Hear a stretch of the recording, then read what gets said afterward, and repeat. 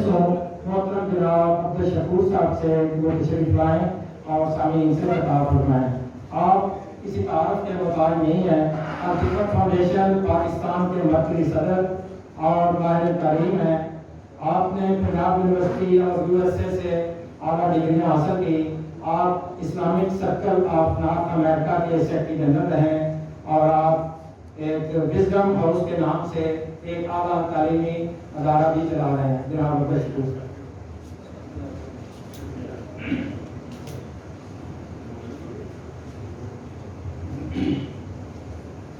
بسم اللہ الرحمن الرحیم۔ انتہائی قابل احترام سراج الحق صاحب صدر مجلس اور بہت ہی معزز ممبران پینل، پچھلے 3-4 ہفتوں سے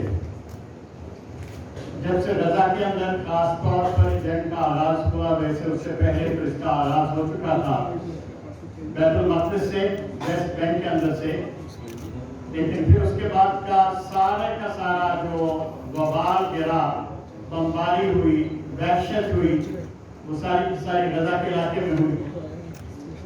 غزہ کے علاقے سے جو خبریں دنیا بھر میں پھیلتی رہی وہ عجیب و غریب تھی، اور خود ہمارا میڈیا بھی بسا اوقات معلومات نہ ہونے کے باعث عجیب و غریب طرح کی غلط فہمی کا شکار رہا۔ غزہ ایک چھوٹی سی پٹی ہے جو چوڑائی میں کسی ایک جگہ سے 3.5 میل چوڑی ہے، اور بعض جگہوں پہ جہاں زیادہ سے زیادہ چوڑائی ہے وہاں 7.5 میل تک کا اس کی چوڑائی کا ایریا ہے، اور لمبائی میں تقریباً 25 میل کی لمبائی کا یہ ایریا ہے جس کے اندر یہ سارا آپ یوں سمجھ لیجیے کہ غالباً یہ جو آپ کا شہر ہے اسلام آباد شاید اس کی لمبائی چوڑائی سے زیادہ ہوگی اس پس منظر کے اندر سے۔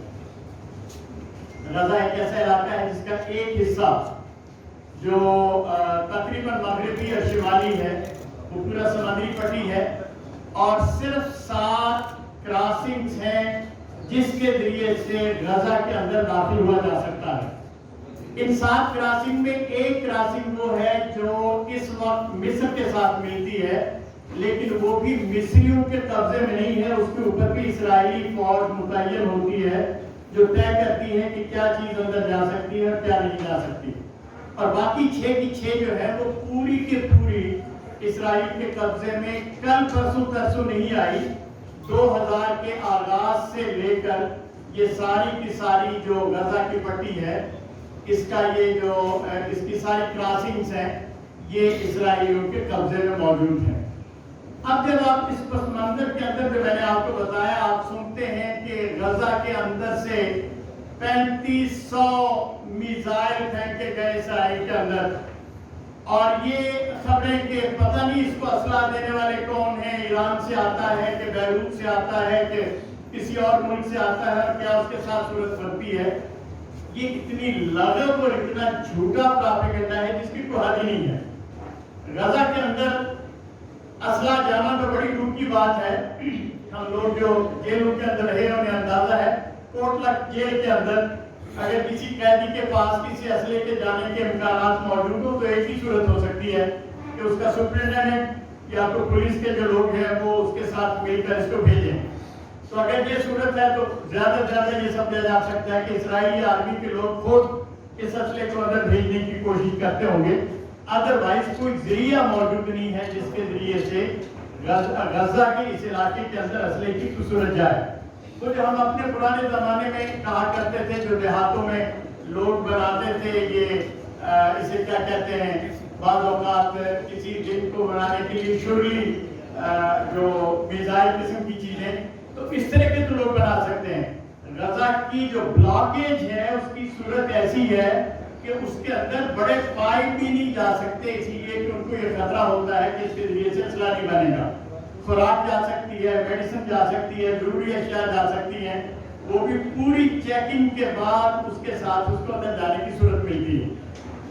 اب ایسے عالم میں دنیا کا بڑا میڈیا مسلسل یہ خبریں دے رہا ہو کہ غزہ کے اندر سے بڑی بمباری ہوئی ہے اور اس کے جواب میں اسرائیل نے یہ کام کیا ہے، تو میرا خیال ہے اس سے زیادہ گھٹیا بات اور اس سے بڑا جھوٹ کوئی نہیں ہو سکتا. ریزسٹنس کی جو معمولی صورتیں ہو سکتی ہیں وہ تو یقیناً اختیار کی گئی. ان کا اصل ریزسٹنس تو ان کا عزم ہے, ان کا ایمان ہے, ان کا حوصلہ ہے, جس کی بنیاد پر وہ سارا کام وہاں کرتے رہے.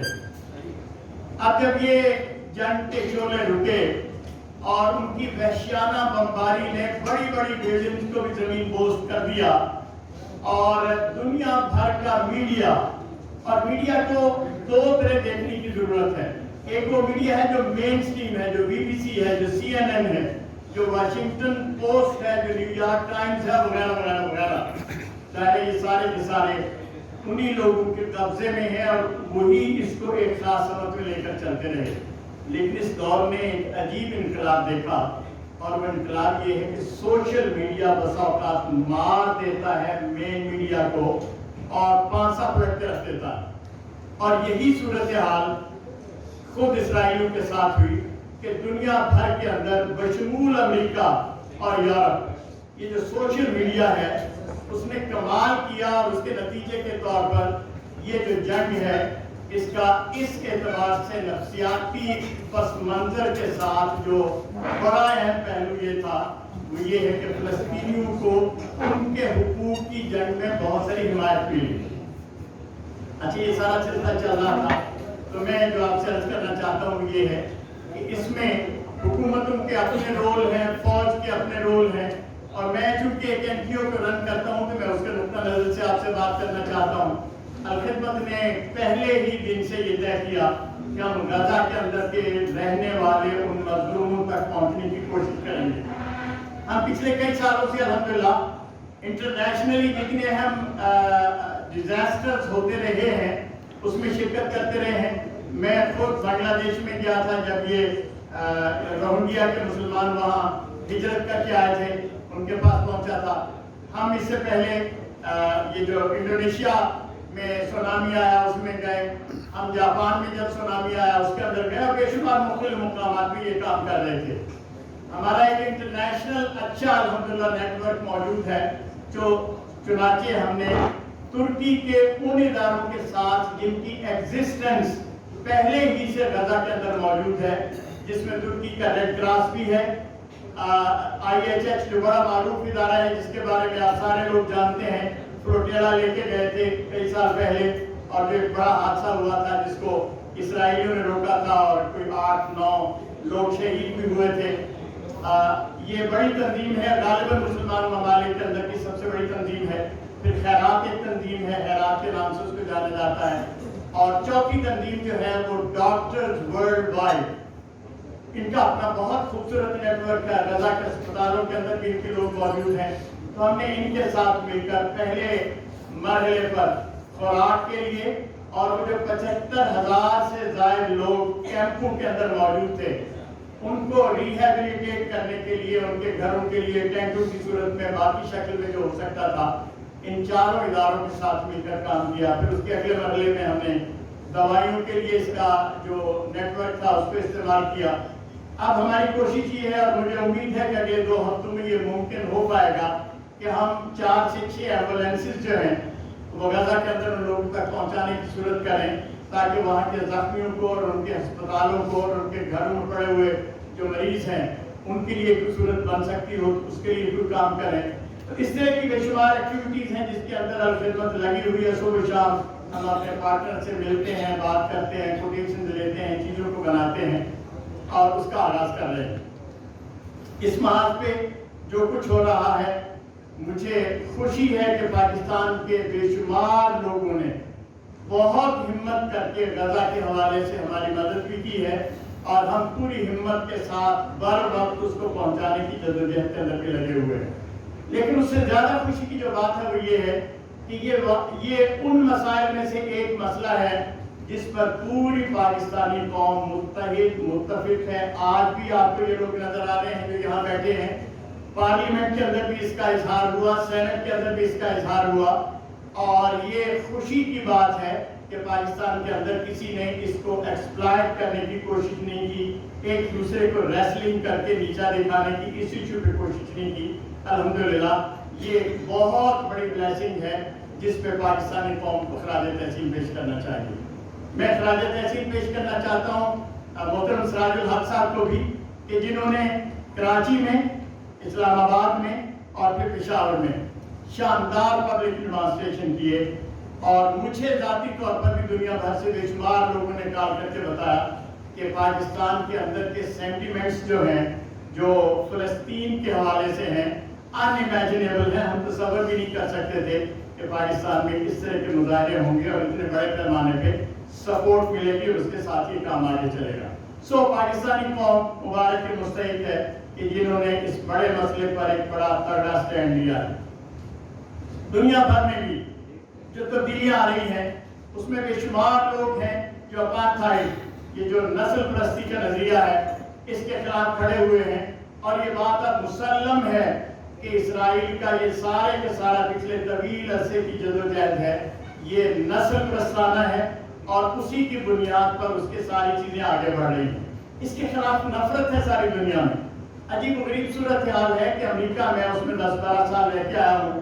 मुझे याद है कभी इसका इम्कान भी मौजूद नहीं था कि वहाँ की कांग्रेस या सेनेट के अंदर कोई बंदा जुर्रत करके एक जुमला भी इसराइल के खिलाफ बोल सके। वो अमेरिकी सदर के खिलाफ तो बोल सकते थे, लेकिन इसराइल के वजीर आज़म के बारे में एक जुमला नहीं कह सकते थे। यही वो अमेरिका है जिसके अंदर बर्नी सैंडर ने खड़े होकर कहा कि मैं पूरे एतमाद से ये बात कर सकता हूँ कि मौजूदा इसराइल का वजीर आज़म जो है वो अपार्थाइड पे चल रहा है, नस्ल परस्ती के नजरिया पर चल रहा है। और ये जो 380 जो अरब डॉलर की मदद पहुंचती है, इसका एक बड़ा हिस्सा गजा में जाना चाहिए ताकि वहाँ रिहेबिलिटेशन का काम हो।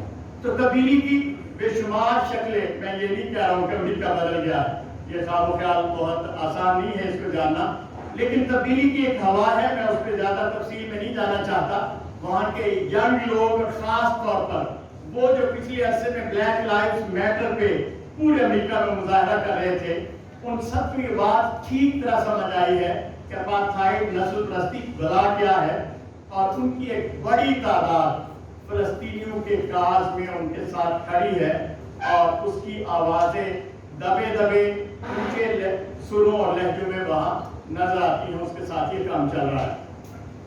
आने वाले दिनों में होना क्या चाहिए, मेरे दिल में 2-3 तजावीज़ हैं, मैं आपसे अर्ज करके आपसे उससे चाहूँगा।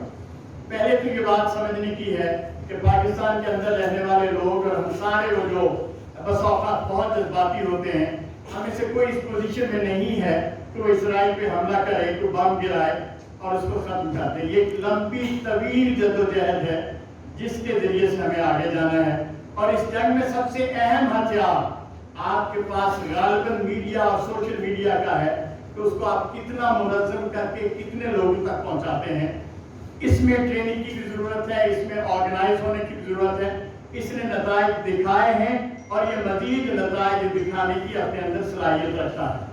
पाकिस्तान के अंदर जो दूसरा काम होना चाहिए, और जैसे मैंने कहा तवील जंग जो होती है वो अपने लिए अपने साथ बहुत सारी चीजें नस्लों तक आप मुंतकिल करते हैं इस ख्याल को और इस तसव्वुर को कि हमें सरेंडर नहीं करना है और हमें अपने आप को कायम रखना है। पाकिस्तान की यूनिवर्सिटियों में फलस्तीन चेयर्स बननी चाहिए और उसके जरिए से ये काम होना चाहिए। इस पर मुकाले और मज़ामीन लिखने के मुकाबले होने चाहिए और उसके जरिए से ये काम होना चाहिए। पिछले दिनों में शाहिद हुसैन ने सेनेट में तकरीर की, मैंने उनको कॉल किया, मुबारक भी दी। मैंने कहा कि मेरी राय में एक पार्लिमानी वफद पाकिस्तान से नहीं, मुस्लिम दुनिया से नहीं, पूरी दुनिया से चीदा लोगों को मुश्तमिल होना चाहिए जो फलस्तीन जाने का आज़म करे और उन बैरियर्स को तोड़ने के लिए आगे निकले जैसे फ्लोटेला ने किया था, और उसके जरिए से इसका इज़हार हो और हम उस रास्ते से आगे बढ़ें। उसके नतीजे में पहुंचते हैं या नहीं पहुंचते, लेकिन महीनों हम फलस्तीन के इस इशू को पूरी दुनिया की नज़र में लाकर सामने ला सकते हैं और उसके जरिए से बहुत सारी चीज़ें हो सकती हैं। ये जो जद्दोजहद का तवील सिलसिला है, इसके 2 मरहले ऐसे आए जो बड़े खूबसूरत थे, बहुत पुराना थे।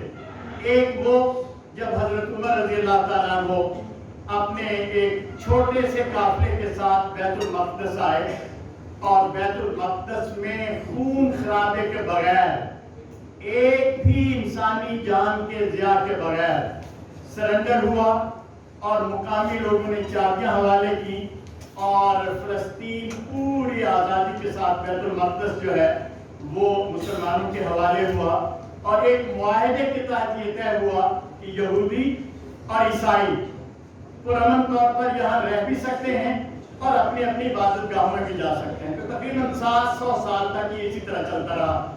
700 سال کے بعد یہ کوئی 12ویں 13ویں یا 11ویں ٹائم پہ سمجھ لیں عیسوی میں پھر کروسیڈز کا آغاز ہوا، یورپ سے بے شمار لوگ آئے، اور یہ بھی ایک طویل جدوجہد تھی، یہ کوئی 2-3 سال کا مرحلہ نہیں تھا، تقریباً 100 سال کے لگ بھگ لگے۔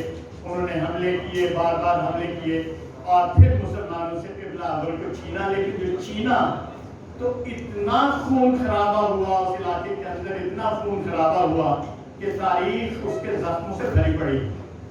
پھر صلاح الدین ایوبی آئے اور انہوں نے اس شہر کو فتح کیا، اور یہ ہم نہیں کہتے، یہ یورپ کے تاریخ دان کہتے ہیں کہ صلاح الدین ایوبی نے جب دوبارہ قبضہ کیا تو کم سے کم انسانی جانوں کا اتلاف ہوا، اور دوبارہ شہر بالکل اسی طرح پرامن ہوا جیسے سیدنا عمر رضی اللہ تعالیٰ عنہ کے زمانے میں ہوا تھا۔ ان 700 سالوں کے بعد اب پھر 700 سال بعد قبلہ اول مسلمانوں کے ہاتھ سے نکلا ہے۔ یہ بھی جیسے میں نے کہا طویل جدوجہد ہے۔ میں اللہ سے دعا کرتا ہوں کہ جیسے حضرت عمر کے زمانے میں اور پھر جیسے صلاح الدین ایوبی کے زمانے میں، ایسا اب کوئی اور صلاح الدین ایوبی آئے گا انشاءاللہ جو پرامن طور پر فلسطین کو دوبارہ اسی رونقوں کے ساتھ بحال کرے گا۔ اللہ ہماری ان امیدوں کو پورا کرے۔ وآخر دعوانا الحمدللہ رب العالمین۔